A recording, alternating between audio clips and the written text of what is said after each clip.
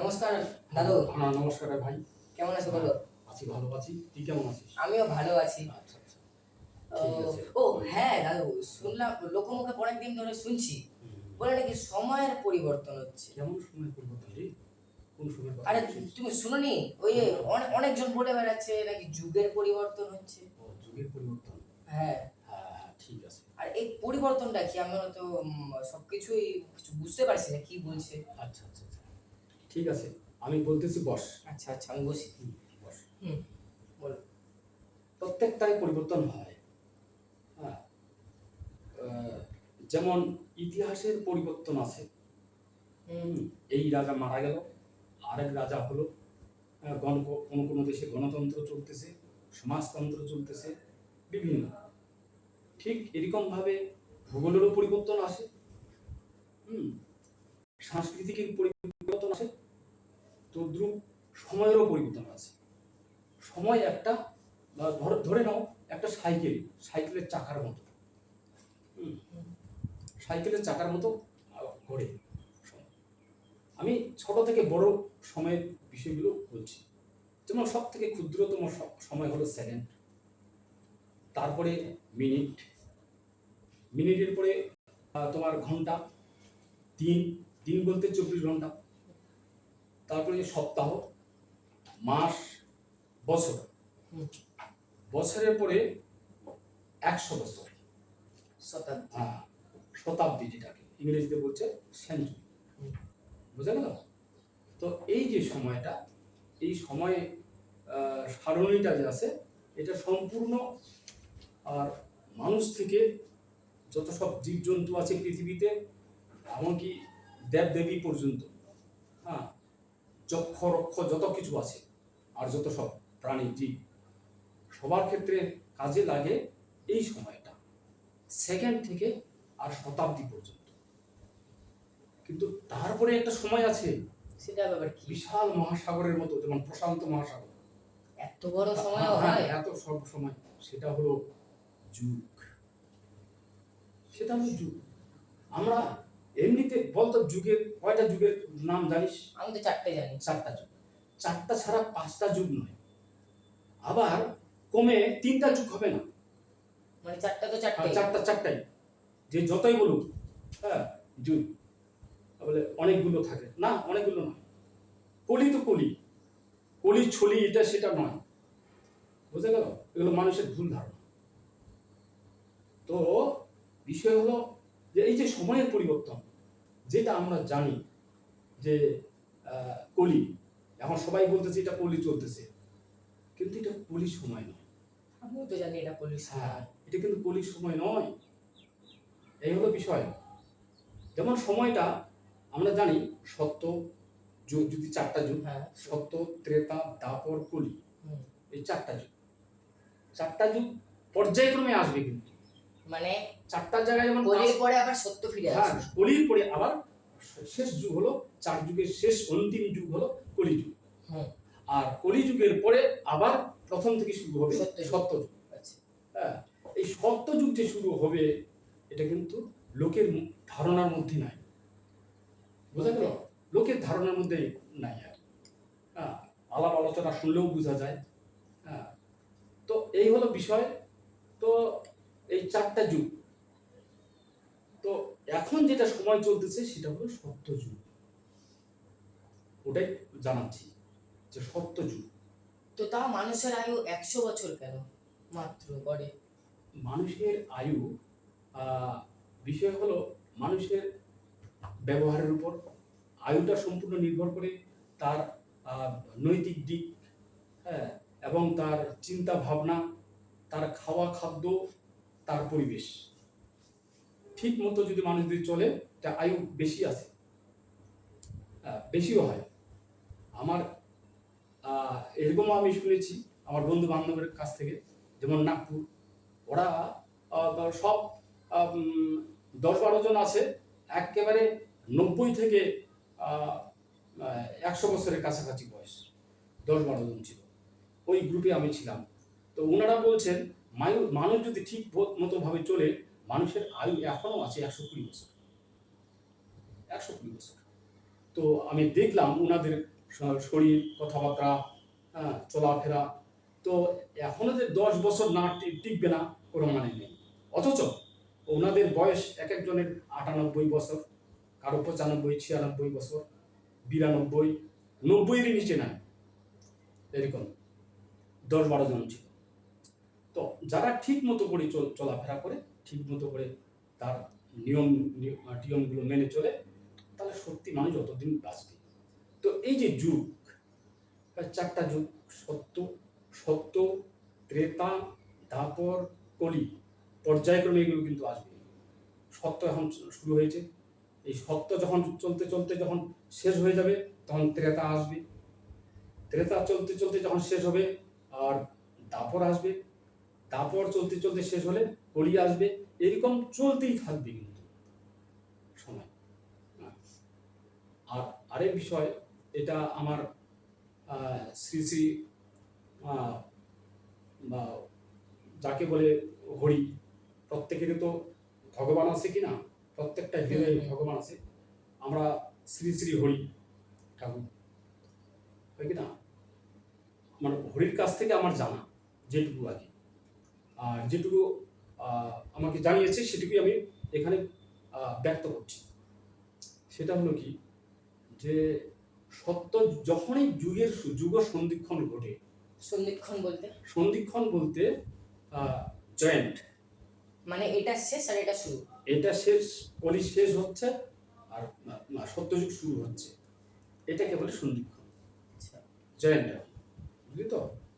তো কলি কিন্তু বিদায় নিয়েছে, কলি নাই, হ্যাঁ, আর সত্যযুগ কিন্তু চলতেছে।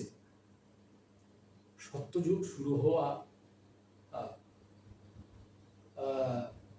মোটামুটি 14 বছর চলতেছে, 14 বছর আগে থেকে সত্যযুগ পড়ে গেছে, বুঝা গেল? সত্যযুগ আজকালের মধ্যে নয়। আর যুগ কখন আসবে, কখন যাবে, এটা তো মানুষ তো দূরের কথা, আমরা ক্ষুদ্র মানুষ, দেবতারাও, হ্যাঁ, যক্ষরক্ষরাও বলতে পারে না এই বিষয়টা, হ্যাঁ, তাদের একদম মানে সাধ্যের অতীত। যুগ কখন আসবে, কখন যাচ্ছে, সেটা একমাত্র ভগবানের হাতে, শ্রী শ্রী হরি ঠাকুরের কাছে হাতে, বুঝা গেল? যুগ তো এরকম ভাবে যুগগুলো আমাদের পর্যায়ক্রমে আসবে, তবে একটাই সাবধানতা, চরম ক্ষতি হয় পৃথিবীর, সেটা হলো সন্ধিক্ষণে। এখন যেমন কলি বিদায় নিয়েছে, সত্যযুগ চলতেছে, 14 বছর চলতেছে সত্যযুগ, তো আর এই সময়টায় পৃথিবীর বিভিন্ন রকমের বিপদ আসবে, ঘনিয়ে আসবে, প্রাকৃতিক দুর্যোগ যাকে বলে। কারণ শুরু হয়ে গেছে, আমরা মানুষ বুঝতে পারছি না। যেমন গ্লোবাল ওয়ার্মিং, যেটা ইংরেজিতে বলছে, বিশ্ব উষ্ণায়ন, বাংলা বিশ্ব উষ্ণায়ন বেড়ে গেছে। ফলে যে সমস্ত বরফ এলাকা, বরফ জায়গা যুগ যুগ ধরে বরফে আচ্ছাদিত হয়ে আছে, আর মানে সাদা থেকে তামাটে হয়ে আসতেছে তার বরফের রং, সেগুলো গলতে শুরু করেছে। বহু শেখর যাত্রী তুষার ঝরে পড়ে আর বরফের নিচে তার সবগুলো ছিল, হ্যাঁ, সেগুলো এখন গলতে গলতে গুলো বেরিয়ে আসতেছে, হাওয়ার সংস্পর্শে আসতেছে, পচা শুরু হয়েছে। এই জন্য ঝর্ণার জল আগে শুদ্ধ ছিল, এখন ঝর্ণার জল খাওয়াটা ঠিক না, বুঝা গেল? হ্যাঁ, তো এইভাবে এগুলো তখন লাশগুলো বেরিয়ে আসতেছে, পচন শুরু হচ্ছে। যখন হাওয়ার সংস্পর্শে আসবে তখন পচন শুরু হবে। এরকম কিন্তু গলন শুরু হয়ে গেছে। পৃথিবীর যে হিমবলয় 2টা জায়গা, সেটা হলো সুমেরু বৃত্ত এবং কুমেরু বৃত্ত, 2টা জায়গা সব থেকে কঠিন ঠান্ডা। তারপরে যে সমস্ত জায়গা আছে হিমালয় টিমালয়, পার্বত্য এলাকা, শৃঙ্গ এলাকা, বরফে আচ্ছাদিত ভাবে আছে, সেগুলো, বোঝা গেল? তো এই বরফগুলো গলা কিন্তু শুরু হয়ে গেছে, কিসের কারণে? একমাত্র বিশ্ব উষ্ণায়ন। বিশ্ব উষ্ণায়নের জন্যই এটা শুরু হয়ে গেছে, যাকে বলছে গ্লোবাল ওয়ার্মিং, বোঝা গেল? ফলে কি হবে ঘটনাটা? বিশ্ব উষ্ণায়নের মাধ্যমে বরফ গলতে শুরু করলে আমরা জানি কঠিন পদার্থ যদি তাপ প্রবাহিত হয়ে যদি তরলে পরিণত হয়, তাই আয়তনে বেড়ে যায়, আকার আয়তনে বেড়ে যায়। তদ্রূপ সব বরফে যদি গলে যায়, তাহলে সমুদ্রের জলস্ফীতি হবে, তো সমুদ্রও বেড়ে যাবে। বোঝা গেল? তো এই যে পরিস্থিতিটা, ফলে পৃথিবী যে সমস্ত সমুদ্র সৈকত দেশ আছে, সমুদ্রের কাছাকাছি নিম্নভূমি আছে, হ্যাঁ, সমান সমান সমুদ্রের জলতলের সাথে সমানভাবে আছে, এরকম যে সমস্ত দেশ আছে সেগুলো এখন সমুদ্র গর্ভে চলে যাবে। যেমন আজ থেকে 3 বছর আগেই ইন্দোনেশিয়ার রাজধানী জাকার্তা প্রশান্ত মহাসাগরের পক্ষে চলে গেল। তারা রাজধানীকে উঁচু জায়গায় নিয়ে গেছে, ইন্দোনেশিয়া। হ্যাঁ, উঁচু জায়গায় এখন রাজধানী। বোঝা গেল? তো কিছুদিন আগে, কয়েক বছর আগে, মোটামুটি 2022 সালে আমাদের প্রোগ্রাম ছিল ইয়েতে, পুরী জগন্নাথ মন্দিরেই ছিল। ওখানে বিভিন্ন রকম আলোচনা করে ওখানকার স্থানীয় লোকের সাথে গল্প হলো। তাতে বলা হলো যে পুরী এই জায়গাটাও হয়তো সমুদ্র গ্রাস করবে। তো ওনারা বলছেন, বঙ্গেশদা কেমন কথা, এটা তো বহুত আমাদের এইটা উঁচা জায়গা। সত্যি উঁচা জায়গা পুরী জায়গাটা। হ্যাঁ, আমি তো ওর সেরকম উঁচা টুচা কোনো ব্যাপার না, কিন্তু আপনাদের থেকে আমরা আরো উঁচুতে আছি। আমরা হিমালয়ের পাদদেশে আছি, উত্তর দিনাজপুর জেলা। হ্যাঁ, উত্তর দিনাজপুর জেলা, অর্থাৎ ভূগোলের ভাষায় বলে বারেন্দ্র ভূমি। এখন একটা নতুন নাম হয়েছে গৌরবঙ্গ। উত্তর দিনাজপুর, দক্ষিণ দিনাজপুর, মালদা। বোঝা গেল? তো আমরা বহু উঁচুতে আছি। আমরা পর্যন্ত আশঙ্কা করছি যে সমুদ্রের জলস্ফীতি যদি বাড়ে, তাহলে কি যে পরিস্থিতি হবে পৃথিবীর। এই কাজ কিন্তু শুরু হয়ে গেছে যুগ সন্ধিক্ষণের সাথে এই কাজ কিন্তু শুরু হয়ে গেছে। বোঝা গেল? যার জন্য পৃথিবীর বিপদ, মানে মানুষ মারা যাচ্ছে। আগে বজ্রপাতে মানুষ মরতো না, বৃষ্টি হলেও বজ্রপাত হতো না, হয় কি না? এমনি মেঘ ডাকতো স্বাভাবিকভাবে, কিন্তু বজ্রপাত হতো না। আমি নিজে কত মাঠে কাজ করেছি। হ্যাঁ, একদম মুষলধারে বৃষ্টির মধ্যে, হালকা বৃষ্টির মধ্যে মাঠে কাজ করেছি কোদাল নিয়ে। কিন্তু এখন বৃষ্টি শুরু হলে আর মাঠে থাকা যাবে না। হ্যাঁ, তাড়াতাড়ি ঘুরে আসতে হয়। কারণ কি, এই যে পরিবর্তনগুলো, বোঝা গেল? তো আর বৃষ্টির সময় মাঠে কাজ করতেও আরাম লাগে। গরমের সময় তো বেশ কাজটাও ভালো হয়, খুব তাড়াতাড়ি করা যায়। আমি একসময় এটা করেছি। তো বিষয় হলো যুগের পরিবর্তন। এখন আর কলিযুগ নাই, এখন সত্যযুগ চলছে। বোঝা গেল? বহু রকমের পরিবর্তন। সত্যযুগে কি হবে? সত্যযুগে গাভীর দুধ হবে, নদীগুলো নাব্য থাকবে, আর নদীগুলো শুকিয়ে যাবে না। ধীরে ধীরে এই ঘটনাগুলো হবে। ভালোই কথা। হ্যাঁ, গাছের ফলানি হবে, মানুষ আর না খেয়ে থাকবে না। ইচ্ছাকৃত ভাবে যে না খেয়ে থাকে, ওটা ব্যাপার আলাদা। কাজ কাম করলো না, পড়ে থাকলো, জমি জায়গা আছে, হ্যাঁ, কিন্তু কিভাবে ওর খাওয়া হবে তাহলে? হ্যাঁ, তো ইচ্ছাকৃত বিষয়টা অন্যরকমের। তো এখন সবগুলো এখন ঠিক ভাবে ফিরে আসবে। বোঝা গেল? একে বলে যুগ পরিবর্তন। তো যুগ পরিবর্তন হয়ে গেছে, যেটা কিনা ঠাকুর রামকৃষ্ণ পরমহংসদেব বলেছিল। হ্যাঁ, বলেছিল যে আমার মৃত্যুর পর 124 বছর পর কলি বিদায় নেবে, সত্যযুগ শুরু হবে, এটা বলেছিল। হ্যাঁ, কিন্তু কিছু লোক মনে রেখেছে, অধিকাংশ লোক মনে রাখেনি। হ্যাঁ, এটা একটা বিষয়। আরো বিষয় আছে, যুগ পরিবর্তনের সময় যা কিছু তার ওর মধ্যে আছে, সমাজের মধ্যে আছে, পৃথিবীতে আছে, সবগুলোরই পরিবর্তন হবে। হ্যাঁ, ধর্ম সবকিছু পরিবর্তন হয়ে যাবে। তার মানে সবাই আবার সনাতনী হবে। হ্যাঁ, আর অতগুলো মত থাকবে না। রামকৃষ্ণ পরমহংসদেব কলির শেষে বলেছিল, যত মত তত পথ। সত্যতে সেটা উদাও হয়ে যাবে, উদাও হয়ে গেছে। আর যত মত তত পথ চলবে না, যত মত তত পথ চলবে না। এটা ঠাকুরের বাণী, ভগবান শ্রী শ্রী হরির বাণী।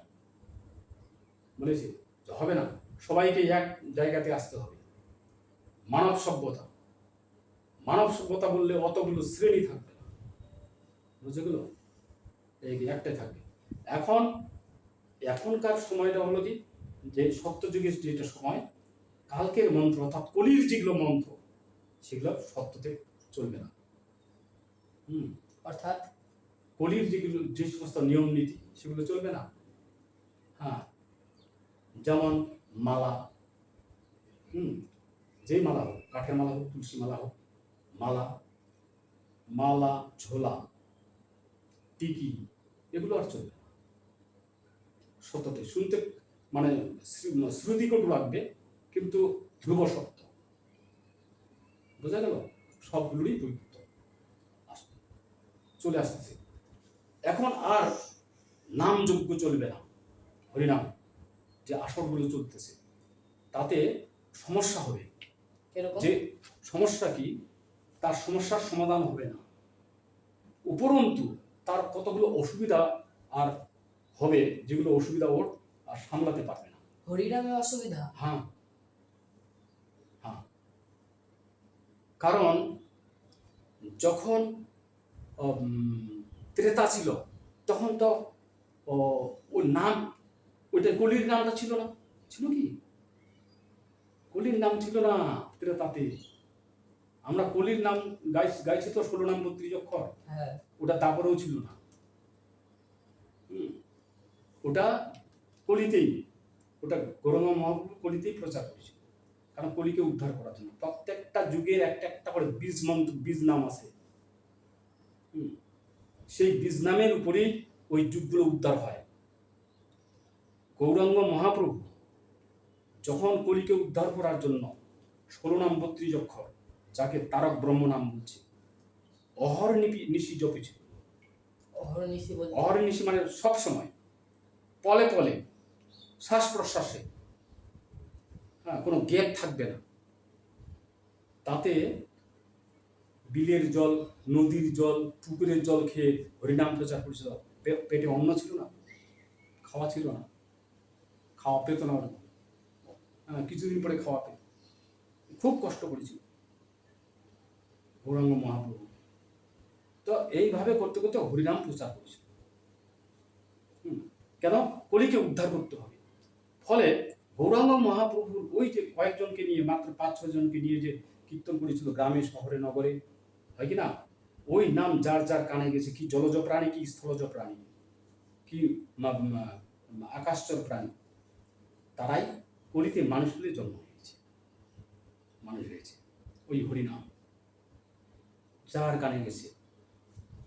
আর কি, আর হলো কি বলছে ওটা, যে প্রসাদ, প্রসাদ কি, প্রসাদটাকে বলছে মহাপ্রভুর ভোগ।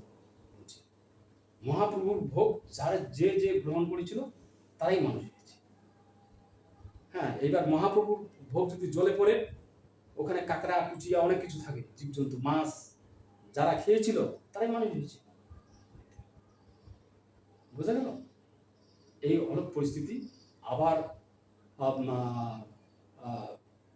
পৃথিবীতে লোক সংখ্যা বহুত কমে যাবে, আগের মতো দিন চলে আসবে।